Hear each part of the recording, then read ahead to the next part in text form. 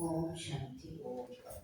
26/3/25 प्रातः मुरली बाप दादा मधुबन। मीठे बच्चे, तुमने बाप का हाथ पकड़ा है।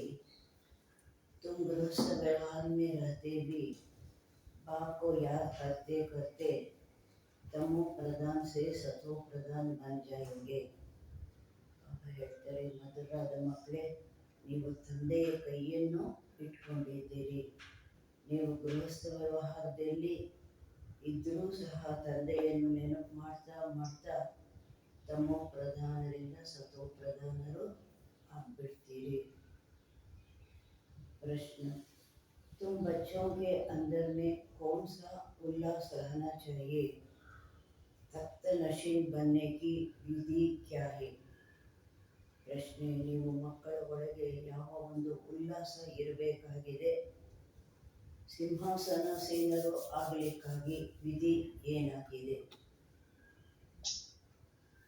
ಮಮ್ಮ ಬಾಬನ ನಂತರ ಆ ಸಿಂಹಾಸನಾಸೀನರು ಆಗಲಿಕ್ಕಾಗಿ विधि ಏನಾಗಿದೆ? उत्तर, सदा उल्लास रहे कि ज्ञान सागर बाप हमें रोज ज्ञान रत्नों की थालियां भर भर कर देते हैं. सदा ಉಲ್ಲಾಸ ಇರಬೇಕು. ಜ್ಞಾನ ಸಾಗರ ತಂದೆ ನಮಗೆ ಜ್ಞಾನ ರತ್ನಗಳ ತಟ್ಟೆಗಳನ್ನು ತುಂಬಿಸಿ ತುಂಬಿಸಿ ಕೊಡ್ತಾರೆ. ಜಿತನಾ ಯೋಗ ಮೇ रहेंगे उतना ಬುದ್ಧಿ, ಬಾಬಾ ಹೇಳ್ತಾರೆ, ಎಷ್ಟು ಯೋಗದಲ್ಲಿರ್ತೀರಿ ಅಷ್ಟು ಬುದ್ಧಿ ಕಂಚನ್ ಹೋತಿ ಜಾಯಿಗಿ, ಚಿನ್ನ ಆಗ್ತಾ ಹೋಗುತ್ತೆ. ये अविनाशी ज्ञान रतन ही साथ में जाते हैं. ಈ ಅವಿನಾಶಿ ಜ್ಞಾನ ರತ್ನಗಳೇ ಜೊತೆಯಲ್ಲಿ ಬರುತ್ತೆ. ತಖ್ತ ನಶೀನ್ ಬನ್ನ ಹೇತೋ, ಸಿಂಹಾಸನಾಸೀನರು ಆಗಬೇಕು. ಕ್ರೌನ್ ಪ್ರಿನ್ಸ್ ಹೋಗಿ ಮಹಾರಾಜ ಆಗಬೇಕು ಅಂದರೆ ಮಾತಾ ಪಿತಾಕು ಪೂರ ಫಾಲೋ ಕರೋ. ಮಾತಾ ಪಿತನನ್ನು ಪೂರ್ಣವಾಗಿ ಫಾಲೋ ಮಾಡಿ. ಅಲ್ಲೂ ಸಹ ಕ್ರೌನ್ ಪ್ರಿನ್ಸ್ ಹೇಗೆ ನೆಕ್ಸ್ಟ್ ಅವರೇ ಕೂರೋದಲ್ವ, ಅದರಿಂದ ಎಷ್ಟು ಆ ತಂದೆಯನ್ನು ಹೆಜ್ಜೆ ಹೆಜ್ಜೆಯಲ್ಲಿ ಫಾಲೋ ಮಾಡ್ತಾರೆ. ಬೇರೆ ಪ್ರಿನ್ಸ್ಗಳು ಹಾಗೂ ಇವು ಇರ್ತಾರೆ, ಆದರೆ ಆ ಕ್ರೌನ್ ಪ್ರಿನ್ಸ್ ನೆಕ್ಸ್ಟಲ್ಲಿ ಕೂರೋರು ಹೆಜ್ಜೆ ಹೆಜ್ಜೆಗೆ ಅವರ ತಂದೆಯನ್ನು ರಾಜನನ್ನು ಫಾಲೋ ಮಾಡ್ತಾರೆ. ಉನ್ಕಿ ಶ್ರೀಮತ್ ಅನುಸಾರ ಚಲೋ. ಬಾಬಾ ಹೇಳ್ತಾರೆ, ಫಾಲೋ ಮಾಡೋದು ಅಂದರೆ ಏನು? ಅವರ ಶ್ರೀಮತದ ಅನುಸಾರ ನಡೀರಿ. ಅವರಿಗೂ ಆಪ್ ಸಮಾನ ಬನಾವೋ, ಬೇರೆಯವರಿಗೂ ಸಹ ತಮ್ಮ ಸಮಾನ ಮಾಡಿಕೊಡಿ.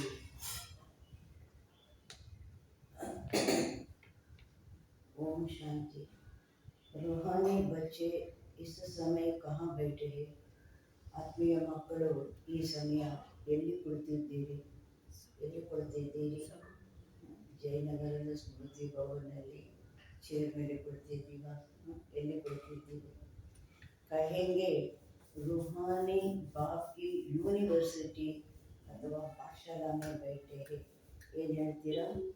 ಆತ್ಮೀಯ ತಂದೆಯ ಯೂನಿವರ್ಸಿಟಿ ಅಥವಾ ಪಾಠಶಾಲೆಯಲ್ಲಿ ಕುಳಿತಿದ್ದೇವೆ. ಬುದ್ಧಿ ಮೇ ಹೈ कि हम रूहानी बाप के आगे बैठे हैं. ಬುದ್ಧಿಯಲ್ಲಿ ಇದೆ, ನಾವು ಆತ್ಮೀಯ ತಂದೆಯ ಮುಂದೆ ಕೊಡ್ತಿದ್ದೀವಿ. ಆತ್ಮೀಯ ತಂದೆ ಮುಂದೆ ಕೊಡ್ತಿದ್ದೀವಿ ಅಂದಾಗ ಅವ್ರೇನು ಮಾಡ್ತಾ ಇದ್ದಾರೆ? बाप हमको सृष्टि के आदि मध्य अंत का राज समझाते हैं. ಅವರು ನಮಗೆ ಸೃಷ್ಟಿಯ ಆದಿ ಮಧ್ಯ ಅಂತ್ಯದ ರಹಸ್ಯವನ್ನು ತಿಳಿಸ್ತಾರೆ.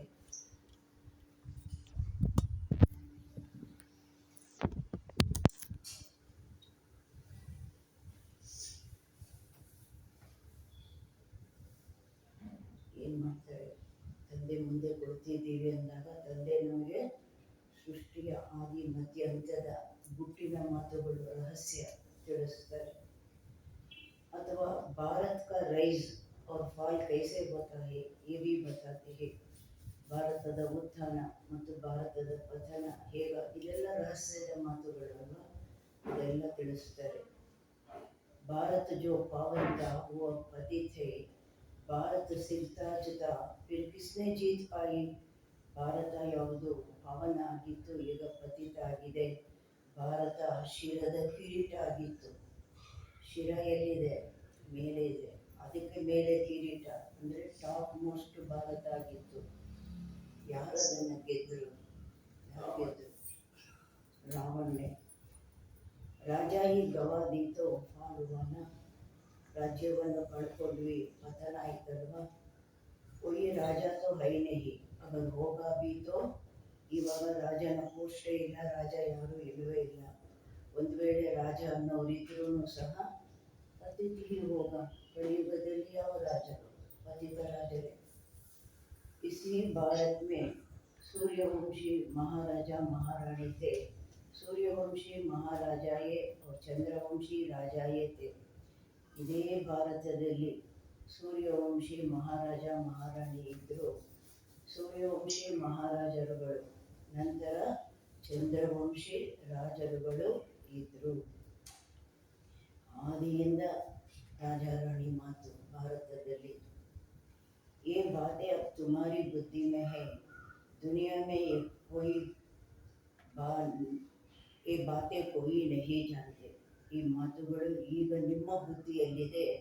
ಪ್ರಪಂಚದಲ್ಲಿ ಈ ಮಾತುಗಳು ಯಾರಿಗೂ ಗೊತ್ತಿಲ್ಲ. ಯಾವುದು? ಸೂರ್ಯವಂಶಿ ಚಂದ್ರವಂಶಿ ರಾಜರುಗಳಿಂದ ಶುರುವಾಗುತ್ತೆ. तुम बच्चे जानते हो हमारा रूहानी बाप हमको पढ़ा रहे हैं. ಈಗ ನೀವು ಮಕ್ಕಳಿಗೆ ಗೊತ್ತಿದೆ, ನಮ್ಮ ಆತ್ಮೀಯ ತಂದೆ ನಮಗೆ ಓದಿಸ್ತಾ ಇದ್ದಾರೆ. ರೂಹಾನಿ ಬಾಪ್ ಕಾ ಹಾತ್ ಪಕಡಾ ಹೈ, ಹಮ್ನೆ ಪಕಡಾ ಹೈ.